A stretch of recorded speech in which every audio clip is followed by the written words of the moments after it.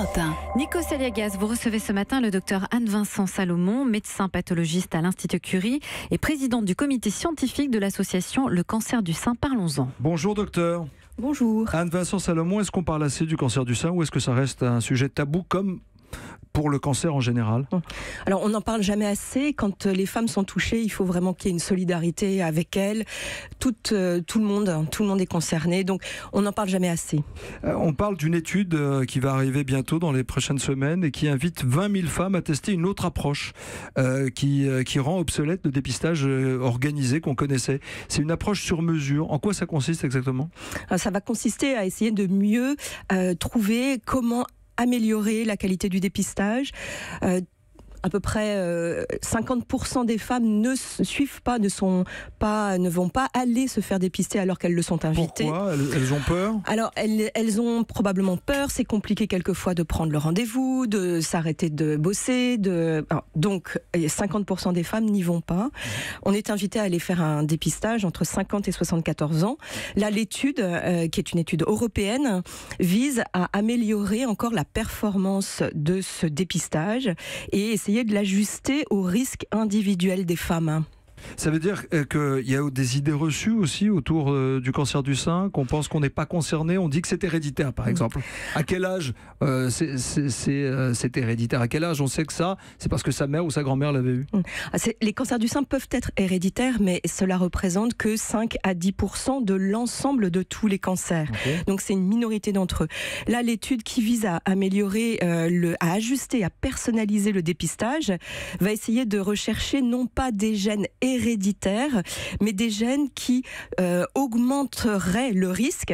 Et donc toute l'astuce de cette magnifique étude, c'est d'essayer de mieux cibler les personnes les plus à risque. D'accord, trouver un autre chemin. Voilà. On dit que le cancer du sein touche de plus en plus de femmes jeunes. C'est une idée reçue? C'est une idée reçue.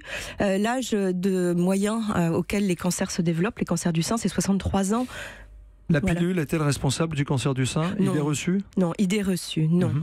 Est-ce qu'on connaît les gènes qui sont responsables du cancer, docteur? Alors oui, ceux qui le transmettent de façon héréditaire sont de mieux en mieux connus. Il y a bien sûr les habituels grands coupables BRCA1 et BRCA2, mais de quantité d'autres gènes sont recherchés par les oncogénéticiens. Quand une femme a des antécédents nombreux survenus jeunes dans la famille, eh bien, il y aura une discussion avec un généticien, une évaluation de ce risque et la recherche de mutations dans à peu près 20, 30, 40, quelquefois 80 gènes vont être explorés. Oui, ça veut dire qu'il y a des gènes qu'on ne connaît pas encore. Absolument. Et on ne connaît que très mal les véritables causes.